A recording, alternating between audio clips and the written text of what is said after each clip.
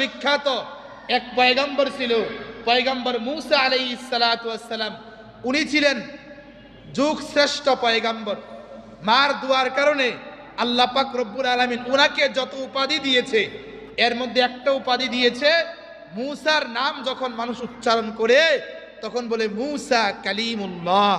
মূসা মার দুয়ার বরকতে এতটাই আল্লাহর সাথে ঘনিষ্ঠতা অর্জন করেছে, সে যখন ইচ্ছা তখন আল্লাহর সাথে কথা বলতে পারত। এজন্য মূসাকে বলা হয় কালিমুল্লাহ। একবার পয়গম্বর মূসা আলাইহিস সালাতু ওয়াস সালাম আল্লাহকে বলছে, আল্লাহ আমি জানি আপনি পয়গম্বরদের জন্য জান্নাত তৈরি করেছেন, নবীদেরকে আপনি জান্নাত দান করবেন। এই জান্নাতের মধ্যে আল্লাহ আমি আপনার কাছে জানতে চাই, এই জান্নাতের মধ্যে আমার সাথে কে থাকবে? জান্নাতের মধ্যে আমার সাথে কে থাকবে? আল্লাহ পাক রব্বুল আলামিন পয়গম্বর মূসাকে বলে, মূসা তুমি যেহেতু আমাকে প্রশ্ন করেছো তোমার সাথে জান্নাতের মধ্যে কোন লোকটা থাকবে মূসা, আমি আল্লাহ পাক রব্বুল আলামিন তোমাকে উত্তর দিচ্ছি, ওই এলাকার মধ্যে তুমি চলে যাও। যাওয়ার পরে সকাল থেকে সন্ধ্যা পর্যন্ত তুমি এলাকার মধ্যে অবস্থান করবা, যতক্ষণ না ওই লোকটা না আসে।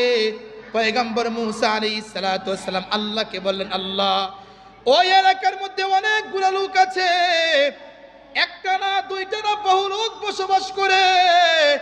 ওই এলাকার মধ্যে আমি আপনার ওই বান্দাকে চিনব কিভাবে যে আমার সাথে জান্নাতের মধ্যে থাকবে? আল্লাহ বলে, মূসা রে, যেই মানুষটাকে দুনিয়ার মানুষগুলা তুচ্ছ তাচ্ছিল্য মনে করে, যে মানুষটাকে দুনিয়ার মানুষগুলা এন মনে করে, ওই মানুষটার প্রথম গুণ হলো মানুষটা রাখাল, বকরি চড়াতে যাবে।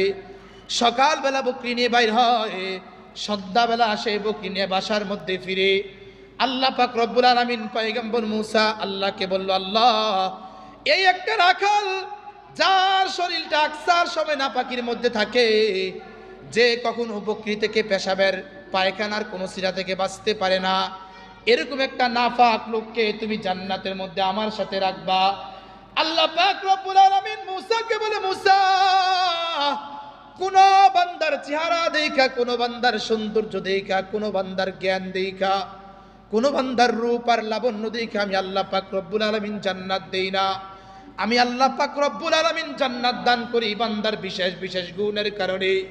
এই বান্দার মধ্যে এমন একটা গুণ আছে রে মূসা, যে গুণের কারণে আমি আল্লাহ পাক রব্বুল আলামিন তাকে জান্নাত দিয়ে দেব। পয়গম্বর মূসা আল্লাহ পাক রব্বুল আলামিনকে বলেন, আল্লাহ আমি জানতে চাই তার মধ্যে কোন কোন গুণগুলো আছে। আল্লাহ পাক রব্বুল আলামিন পয়গম্বর মূসাকে বলে, মূসা তার মধ্যে আমি আল্লাহ পাক স্পেশাল 3টা গুণ দান করেছি। 3টা গুণের কারণে আমি আল্লাহ পাক রব্বুল আলামিন শুধু জান্নাত না, জান্নাতের মধ্যে যত পয়গম্বর বসবাস করবেন, জান্নাতের মধ্যে যত পয়গম্বর যত রাসূল বসবাস করবেন, সবগুলা রাসূলদের মধ্যে থেকে আলা যে রাসূলগুলো আছে, এর মধ্যে উত্তম রাসূল হলো মুহাম্মদুর রাসূলুল্লাহ সাল্লাল্লাহু আলাইহি সাল্লাম। উনার পরে যত পয়গম্বর আছে, এর মধ্যে উল্লেখযোগ্য পয়গম্বর তুমি মূসা। তুমি মূসার সাথে আমি তাকে জান্নাত দান করব। আল্লাহ পাক রব্বুল আলামিনকে পয়গম্বর মূসা প্রশ্ন করে, আল্লাহ তার মধ্যে এমন বিশেষ 3টা গুণ কি? আল্লাহ পাক রব্বুল আলামিন বলেন, মূসা তার মধ্যে 3টা গুণের প্রথম গুণ হলো, যখন সে সকালবেলা সবগুলা বকরিগুলাকে ঘরের সামনে জড়াও করে বকরিগুলা নিয়ে ময়দানের দিকে চলে যাবে, তখন সর্বপ্রথম মার কাছে সে চলে যায়। মা তার মাথার মধ্যে হাত বুলাইয়া বুলাইয়া দোয়া করে, আল্লাহ আমার সন্তানের জন্য আমি তোমার কাছে বরকতি দোয়া করতেছি, আমার সন্তানের জন্য তোমার কাছে দুনিয়ার নিরাপত্তার দোয়া করতেছি, আমার সন্তানের জন্য তোমার কাছে আখিরাতের নিরাপত্তার দোয়া করতেছি। আল্লাহ সবগুলা দোয়া করার পরে মা সন্তানের মাথার মধ্যে হাত দিয়ে দোয়া করে, আল্লাহ আমার সন্তান যেরকম দুনিয়াতে আমার অনুমতি ছাড়া ঘর থেকে বাইর হয় নাই, আমার সন্তান দুনিয়াতে যেরকম সর্বপ্রথম আমার খেদমতের মধ্যে নিয়োজিত, আমার সন্তান যেরকম দুনিয়ার মধ্যে আমার আনুগত্যের মধ্যে নিয়োজিত, আল্লাহ আমি বুড়া মা তোমার কাছে দোয়া করতেছি, মালিক যত পয়গম্বর তুমি দুনিয়াতে প্রেরণ করেছ, যত পয়গম্বর তুমি দুনিয়াতে সৃষ্টি করেছ, যত পয়গম্বরকে তুমি যেই পরিমাণ সৌন্দর্য দান করেছ, যত পয়গম্বরের সাথে আল্লাহ দুনিয়ার কোনো না কোনো বান্দা বান্দিকে জান্নাত দান করবা। আমি তোমার কাছে দোয়া করতেছি আল্লাহ, আমার সন্তানকে তুমি পয়গম্বর মূসার সাথে জান্নাতের খাদেম হিসাবে তুমি কবুল করে নিও। সুবহানাল্লাহ। মূসা আলাইহিস সালাতু ওয়াস সালাম আল্লাহকে বলে, আল্লাহ আপনি কি বিদ্যা আমার দোয়া কবুল করছেন কিনা?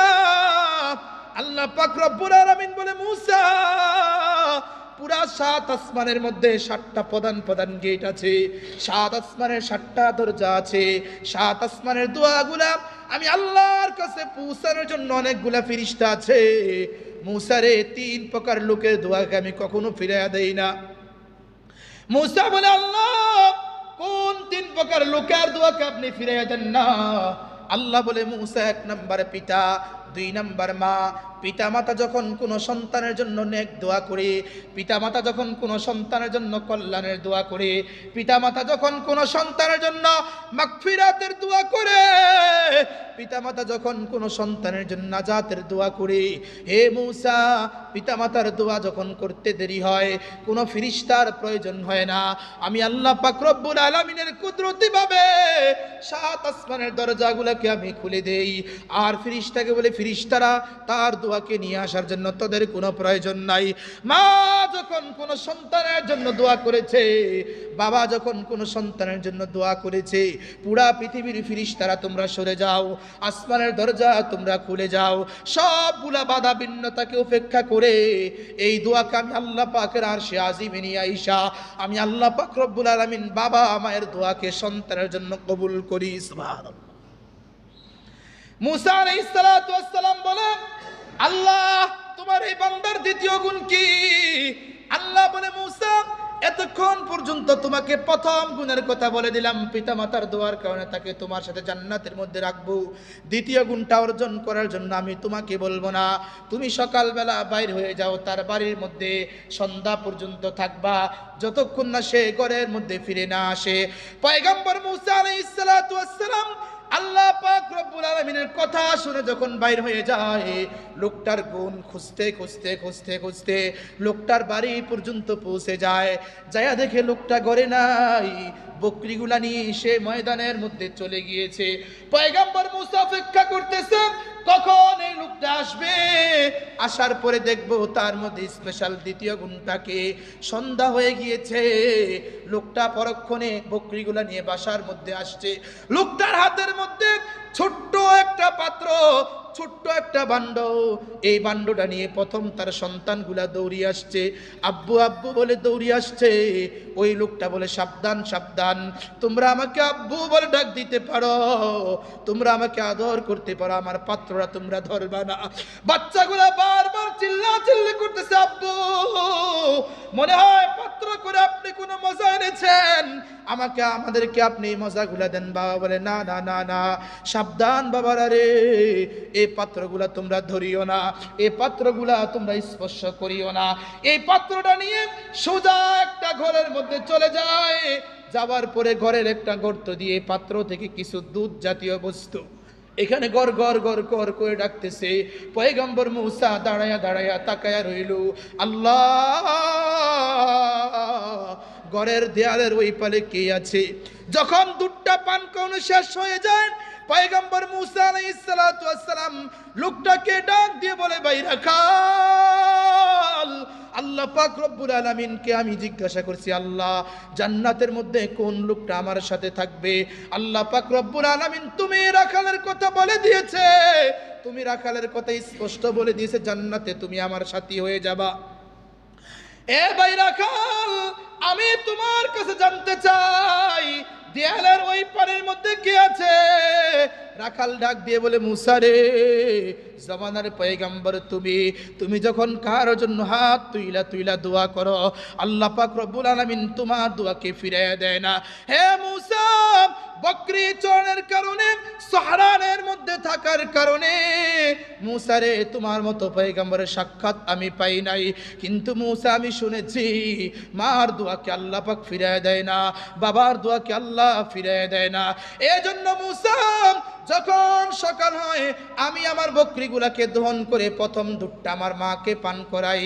আর যখন সারাদিন আমি সহরানের মধ্যে বকরিগুলা চড়াই, বকরিগুলা চড়িয়ে সন্ধ্যা সময় যখন হয়ে যায় মুসা, আমি ওই বকরিগুলা দহন করে স্পেশাল একটা পাত্রের মধ্যে নিয়ে আইসা, আমি যখন নিয়ে আসি আমার বাচ্চাগুলা দৌড়িয়ে দৌড়িয়ে আসে, বলে আব্বু আমাদেরকে একটু দুধ পান করিয়ে দাও, সারাদিন আমরা কিছু খাই নাই।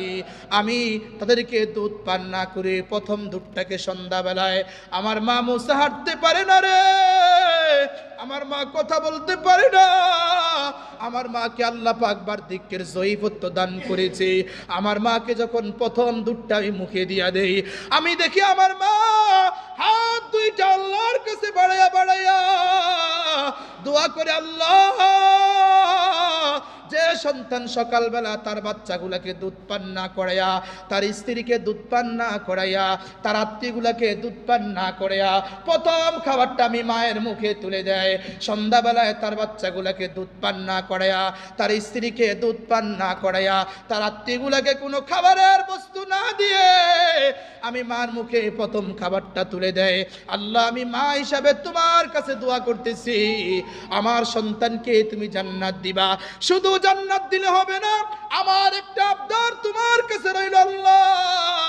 আবদার হলো, আল্লাহ পয়গম্বর মূসাকে তুমি যে জান্নাত দান করবা, ওই জান্নাতের মধ্যে আমার সন্তানকে তুমি মূসার খাদেম হিসেবে কবুল করে জান্নাতের আলা মাকাম তুমি দান করবা। বা মার দোয়ায় এই লোক জান্নাতি। রাখাল মানুষ খারাপ বলুক, এতে কিছু আসে যায় না, কিন্তু মার দোয়ায় এই লোকটাকে আল্লাহ জান্নাত দান।